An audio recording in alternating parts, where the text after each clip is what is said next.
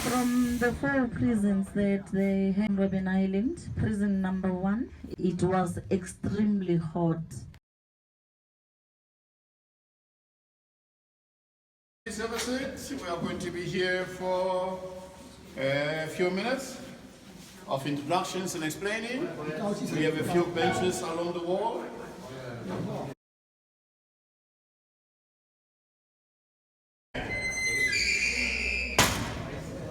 All right, good afternoon, everybody. Hello. Welcome to Robben Island, maximum security prison.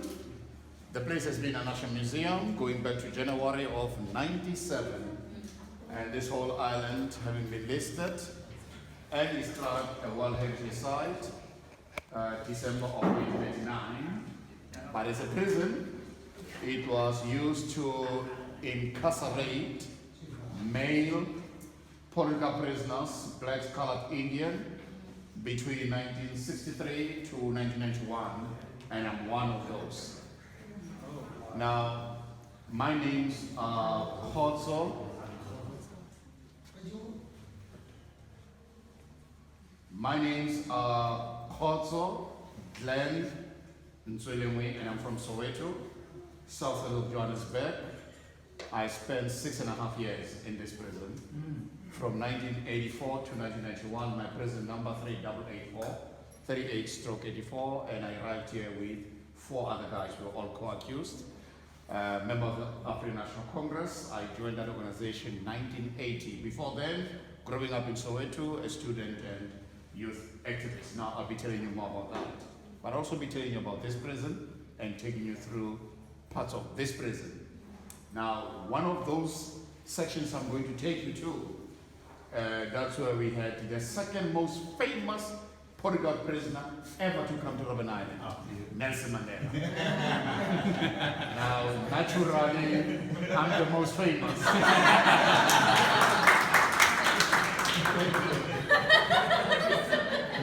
Now, what made me so famous more than Mandela, of course for you, is the first time you know about it. I was the better soccer player. Mandela had 2 left feet. But at least he could play a little bit of tennis. And he did a lot of shadow boxing, yes. Now, the votes have been made, the research and everything is confirmed. I was number 1 when it came to soccer. And we did that outside there, folks, every Saturday. Now, before we get into the details of everything, I just want to take you back a little bit. Robben Island has always had 2 prisons, not 1. And these 2 prisons housed different prisoners. But the first ones to be on this island as prisoners were the common law criminals, you know, rapists, murderers, those kinds of people. And their prison is down the road towards the village on the left-hand side. It's called Medium B. And that prison was built after this one, 1974. So this prison was built in 1962 and completion was 69. But operationally, it started from 1963.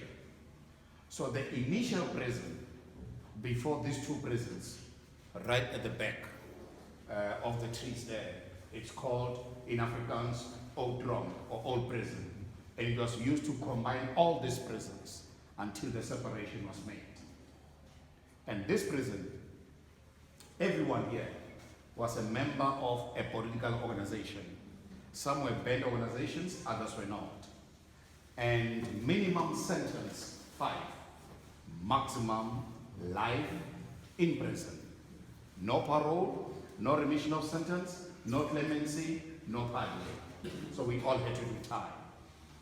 And the total number over the years, that is, who came here to do prison time, it's exactly 4,722. A few of those came twice. Majority, like me, once. All the prison officers looking after us in this prison were all white men. So the prison never at any time had women Burqa prisoners, no white male Burqa prisoners.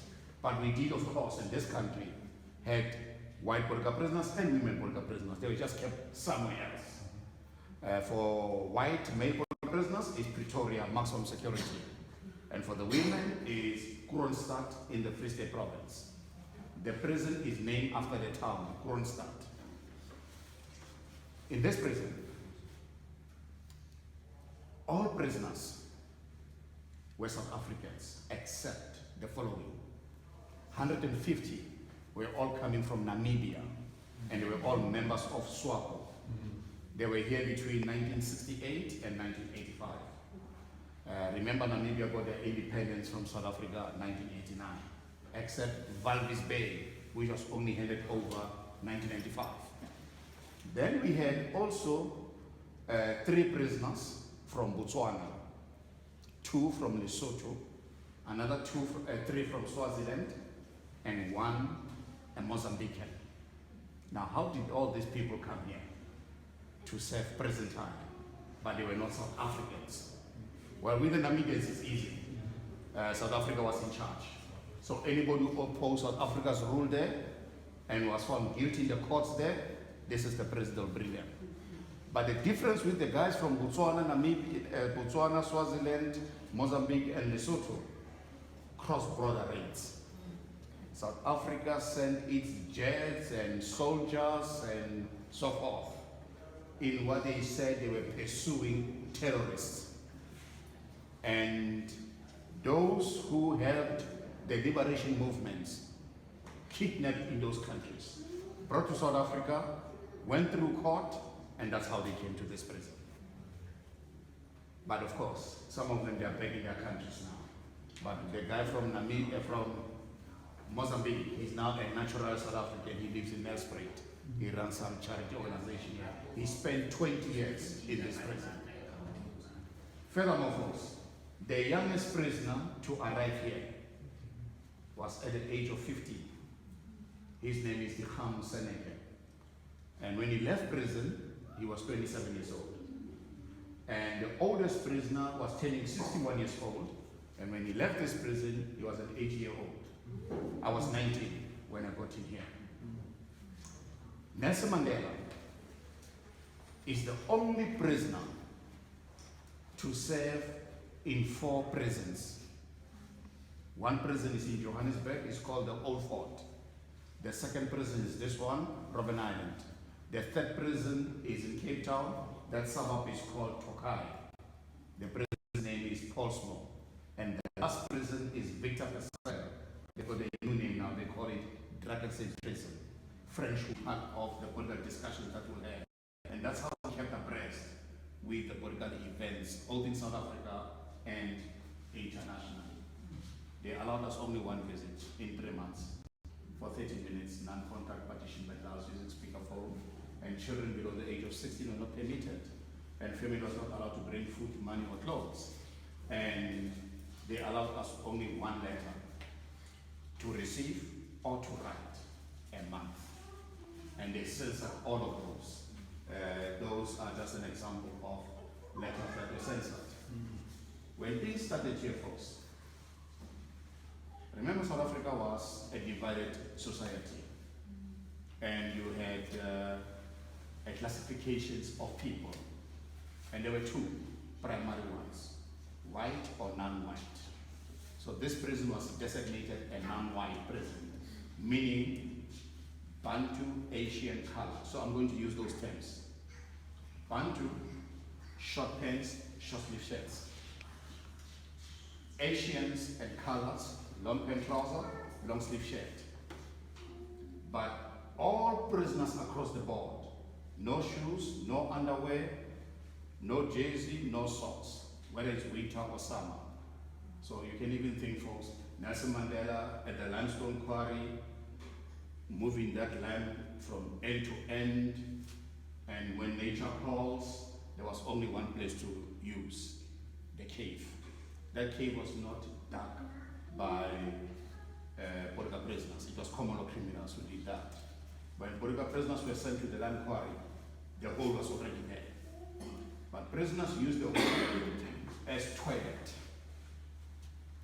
also as shelter from rain, sometimes the sun, when it was time to take a break. Now, as toilet, if prisoner had to do number 2, well, there was only one agreement amongst them. Make sure you take a stone with you in there. And there was only one way to do number 2. First, to dig the soil, the lime, to make a hole. Then, do number 2, close again. There's no time to wash the hands there, or to wipe at the back. Then you take the stone, put it on top. Because you see, if Walter Sisulu comes in and he wants to do number 2, he must not dig at the wrong place.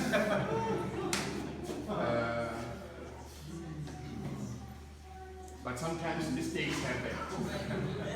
And people now will be there the whole day.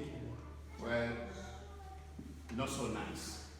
And they use food, prison uniform, privileges to play us against each other. The last prisoners to leave here, May the 9th of 1991. Yeah, almost a year later. Yeah. They were releasing us in groups. And by the way, folks, we were never told a day, a week, or a month before that you are going to be released. You are told 30 minutes before the time. Pack your things, sign here, 10 o'clock you're out. All the groups were released at 10 a.m. Myself, it was on the 16th of April, 1991. I'm still going to come to your question. Yes, I haven't forgotten. All right, but before I do that, folks, I would like us to, from here, go straight to Mandela's cell. Then I'll deal with Mandela and me together. All right. Thank you.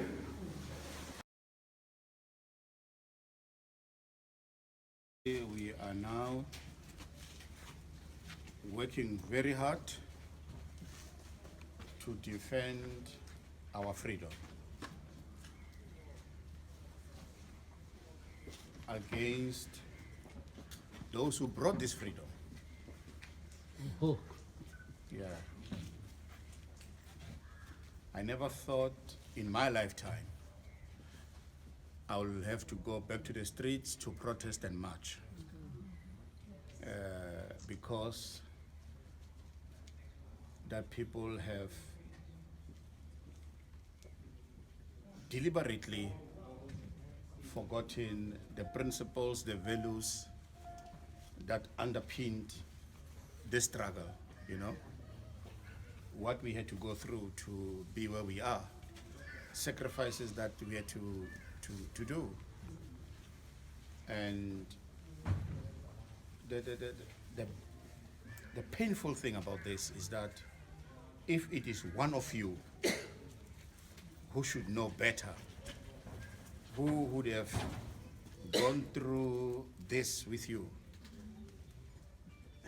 the pain is even more.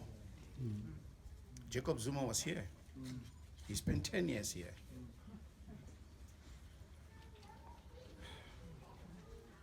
Yeah. So, this is where Mandela was, folks. Let's forget about Zuma. 1, 2, 3, 4, left to right, 4th window. That's Mandela's cell window.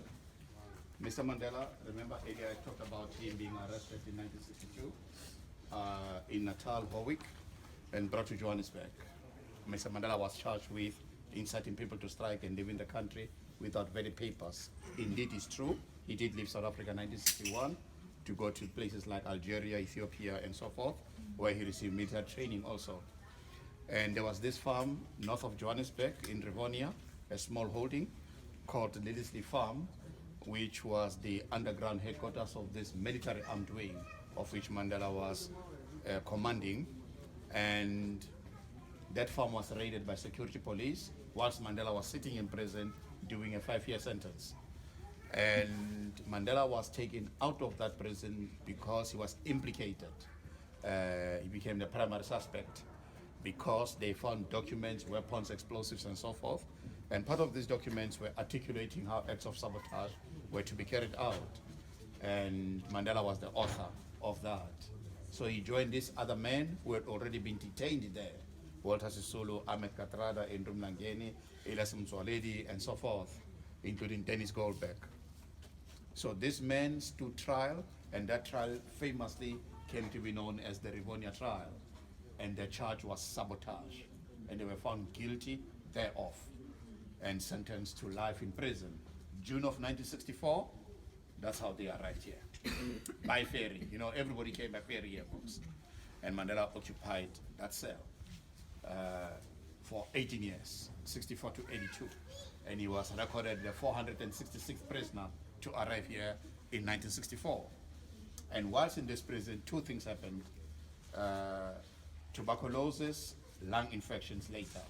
And that's what also prompted government to transfer him off the island to receive proper medical care, and he did, of course, recover. He was in and out of hospital. The prison he was in at that time was Portsmouth Prison. And in 1986, whilst at that prison, that's when Mr. Mandela was diagnosed with prostate cancer. But now, why did they move Mr. Mandela now to the fourth prison? That one had absolutely nothing to do with his health issues, but simply that because now they were talking, and remember the talks between Mr. Mandela and Mr. Botha were solely about Mr. Mandela, not everybody else. That's the only person Mr. Botha wanted to release, Nelson Mandela.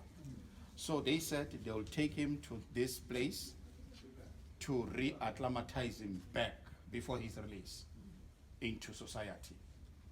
So Mr. Mandela will be taken to the beach to make some walks there in the evening. He'll be taken to the mall, but nobody will even know that that's Mandela. And then some of the officers were on our side. They sent word to this place, hey, Mandela is going to the beach. Can you imagine how this place, it was, we were shocked, we were all kinds of things. We had a discussion and we sent word back to him to say, Mandela, stop, don't do that. Because we didn't understand what was the motive behind, you know. What if they used that to discredit him? So Mr. Mandela stopped, of course. He understood that he must not do that again. But the idea, folks, from government side, was to reintroduce Mr. Mandela so that when he comes out prison, it must not be a shock. That's what they said. So that's the reason of the fourth prison, officially. And he was kept in a cottage house within the prison grounds. So it's 4 prisons. The prison in Johannesburg is called the Old Fort. He spent 15 months there. This prison he spent 18 years. Portsmouth Prison 7 years. And Victor Versailles 2 years. So when you put all that together, it will give you 28 years and 3 months. And this is where he played the tennis. At the corner there, he had a garden where he was hiding his diaries. They now call them a manuscript. It is those diaries Mr. Mandela later was to use, to reference, to write his autobiography, Long Walk to Freedom. The document was smuggled out by 2 men, a prison officer, James Gregory, and a prisoner, Mac Maharaj. Maharaj, 12-year prison term had come to an end. This is the only section that had no toilet or shower. So prisoners here were using a bucket, you know, to do the business. The rest of the prison was bathed with toilets and showers from the beginning, except this one, folks. So for a period of 10 years, 63 to 73, bucket, until they built the toilets at the back. And that way, prisoners now were using proper toilet and shower. That's a picture of Mandela there and Sisulu, taken 1965. Red Cross was here, journalists. That's how the picture came about. To say, you see, everything is beautiful here. And then the one in the middle also they were using for propaganda to say it's the criminals who are working, not political prisoners. The last one is 2001. All the many pictures there, we brought them back for reference to say, how was life like during your time here with Mandela? All those men were prisoners here with Mandela at that time. At the top, that is the census office where all our correspondents had to go through to be checked before either posted out or given to us prisoners. Prisoners also had a library. You know, you could borrow a novel, Stephen King, there were too many titles of him here. Wilbur Smith, Reader's Digest, newspapers, magazines, but they cut out the political articles. And then hospital is just on the opposite side. Doctor came once a week for surgery. We were taken to Cape Town. Mr. Mandela, folks, was the spokesman for prisoners. He was chosen by other prisoners to talk on their behalf, especially if meeting the delegations and so forth. He was also the chairman of a committee called the High Command. Its chief responsibility being to keep the peace between the organizations. And he always said that's how he honed his political skills in prison. So when you go through there, on your right, Nelson Mandela cell would be the fourth door. When you're done taking pictures, then I'll tell you all about me. This way.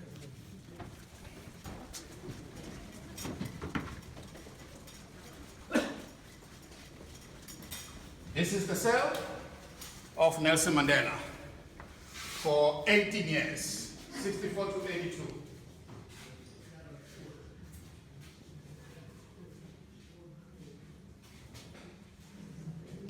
Everybody, as you can see, folks, started sleeping on the floor, but there was a single bunk from 78, a single steel bunk. And every prisoner had a table, a chair, and a bookshelf. But all those came later, not in the beginning. Wooden door came with the glass, 1974.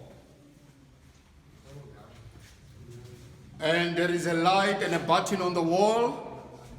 That was basically for two reasons. One, if a prisoner needs help, whatever that help may be, by pressing the button on the speaker inside the cell, it triggers the light on the outside. And that light will flick on until the officer switches off from the big button. We simply call it room service. Worked very well that way. The second reason was more serious.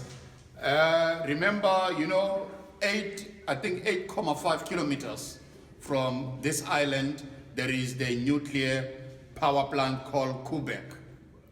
Then, of course, also things like flooding, fire, any kind of emergency. So we had to know the drill, the assembly point. If it was flooding, the highest point on the island, it's the lighthouse. So that's where everybody would have to gather. But the alarm or the siren will ring from Table Mountain, Quebec, and this island. And these lights will flick on. Thanks God, we never had to go through that throughout the life of this prison and this island. How many times a day were they allowed out of the cell? The cells were open at 6 a.m. But remember, 6:30 is breakfast. Then 7 we go out to work. 4 o'clock we are locked in. That's the it for the day until the next morning when this whole thing repeats itself. But Sunday was different. Not allowed outside at all. Okay. When I say outside, I'm talking courtyard, not here. Yeah, here you could go out. Okay, Sunday is the... Yeah, they open the cells. Prisoners could go into each other's cells, no problem. Okay. Yeah, but 4 o'clock, everybody's back in their cell. I noticed Nelson Mandela's vines are all brown. Is that because of winter or because of the drought? They will be green as soon as it rains, because it rains a lot in winter, and we have not had rain so far, but hopefully it's coming. Yes, summer they definitely are brown. It's never green. Yeah.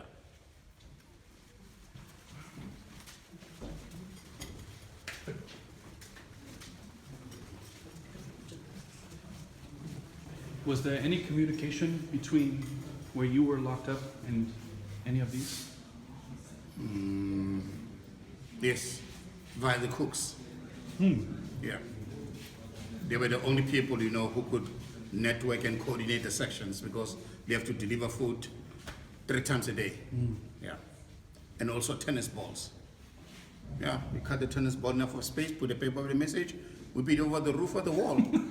But somebody must be playing tennis, and on the tennis court. Otherwise, imagine tennis balls flying all over the place, Yeah, that one was not foolproof. But with the cooks, it worked very well. Okay, please come with me.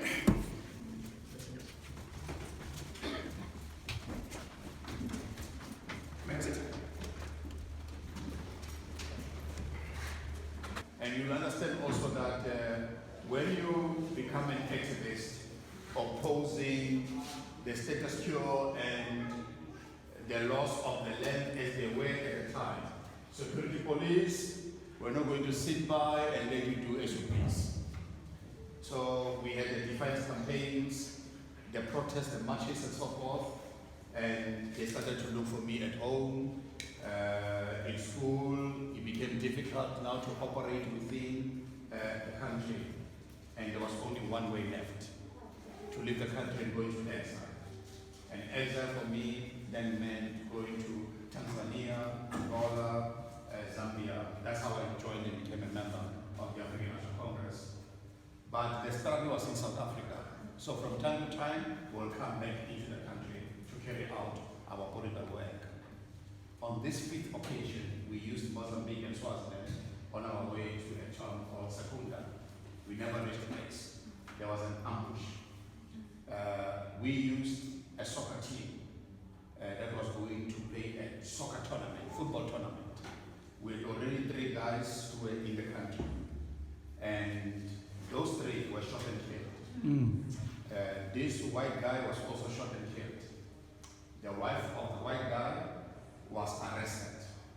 And in Pretoria, she stood trial for espionage. She got 20 years for that. As for us, the 6th guy escaped, 5 of us were captured. They took us to a police station in Johannesburg called John Foster Square. It's now called Johannesburg Central Police Station. And they detained us under Section 29, Internal Security Act of 82. Now, Section 29 simply gave security police untold powers, and you were never allowed for family to see you, nor a lawyer, until you were finished, you know. So it was torture on a grand scale. When they were done, we were then arraigned, and they said, we conspired to overthrow government by armed means. The formal charge was treason in the Supreme Court of Johannesburg, sitting before a judge and 2 assessors. We are one of the most unequal societies in the world, and it's about getting jobs into this country, it's about healthcare, it's about so many things that still needs to be done in this country, and I'm passionate about those.